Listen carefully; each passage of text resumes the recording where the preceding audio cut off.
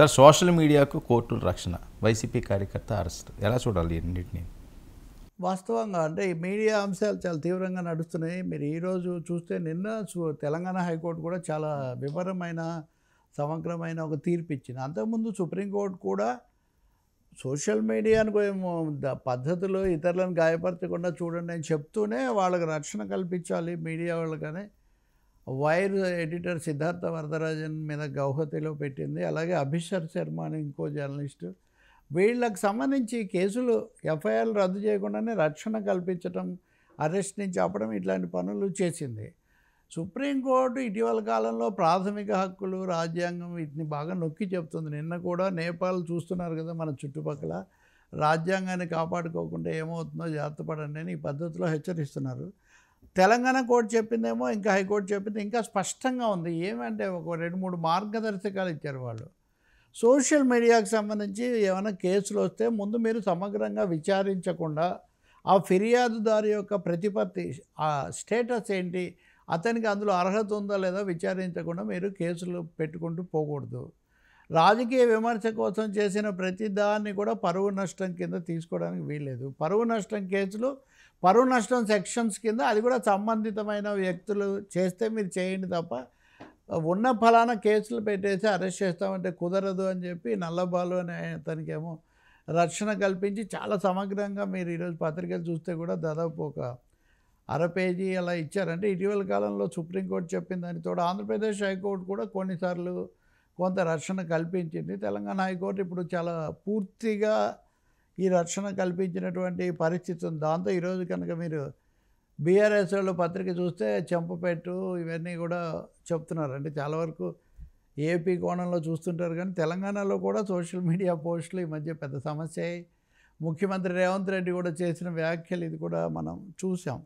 కాబట్టి సోషల్ మీడియాను బాధ్యతగా నడపడం ఒకటైతే, ఏదో పెట్టారు ఇదేదో భంగం కలిగించింది అనే దాంతో ఉన్న ఫలానా పోలీసులు వాళ్ళని అరెస్ట్ చేసి కోర్టుల చుట్టూ తిప్పడం కుదరదు అనేది ఒకటి ఎస్టాబ్లిష్ అవుతుంది. ఇంకా రెండోది, ఈ 2 రోజుల నుంచి సాక్షి హక్కుల మీద దాడి గురించి చాలా తీవ్ర స్థాయిలో వాళ్ళు రోజు పేజీలు ప్రచురిస్తూ ఉన్నారు. అనేక మంది అభిప్రాయాలు తీసుకొని నేను కూడా చెప్పాను.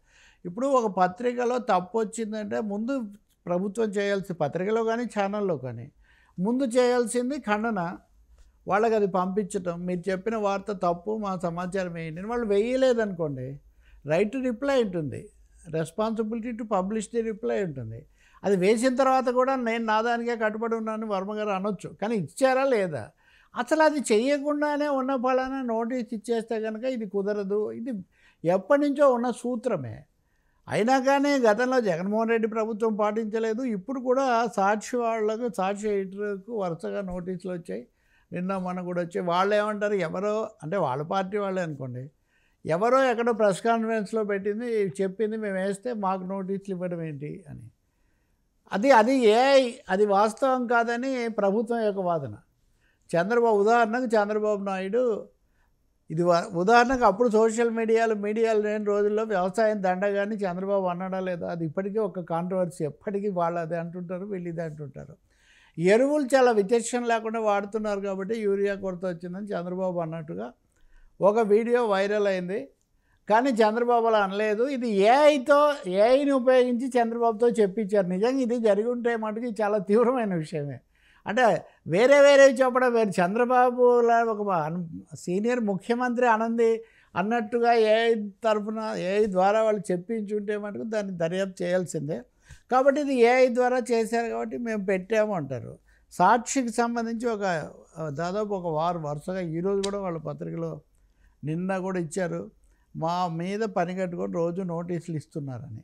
ఇది కాకుండా నిన్న మొన్న రాజశేఖర రెడ్డి అని వైసీపీకి సంబంధించిన ఒక సోషల్ మీడియా కార్యకర్తను హైదరాబాద్లో అరెస్ట్ చేసి తీసుకుపోయారు వాళ్ళు. మీరు నిన్న జగన్మోహన్ రెడ్డి పత్రిక చూస్తే కనుక ఆయన భావ ప్రకటన స్వేచ్ఛ వాటి గురించి చాలా ఎక్కువగా వివరంగా కాంప్రమైజ్ అవ్వడానికి లేదు, సోషల్ మీడియాలో వస్తే మీరు ప్రాథమిక హక్కులు హరిస్తారని. ఆయన ప్రభుత్వం ఉన్నప్పుడు కూడా చేశారు, ఒక రంగనాయకమ్మని చేశారు, లేదా ఇంకోరిని చేశారు. పోస్టే కదా పెట్టారు వాళ్ళు, పోస్ట్ పెట్టినందుకు అరెస్ట్ చేశారు.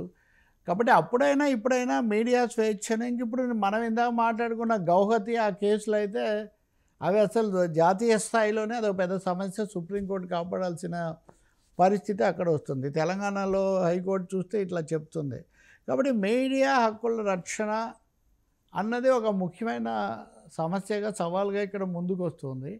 పార్టీలు కూడా సోషల్ మీడియా అన్నదాన్ని ప్రజలకు ఇంకా విస్తృత సమాచారం మెయిన్ స్ట్రీమ్ మీడియాలో, శాటిలైట్ మీడియాలో రాని వాటిని ఇచ్చే ఒక సాధనంగా ఉపయోగించే బదులు తమ రాజకీయ ప్రచారం కోసం దాన్ని ఉన్నది ప్రచారం చేసుకోవచ్చు, విమర్శలు కూడా చేయొచ్చు. కానీ కథలు ఇవన్నీ వచ్చేసరికి ఈ సమస్యలు వస్తున్నాయి.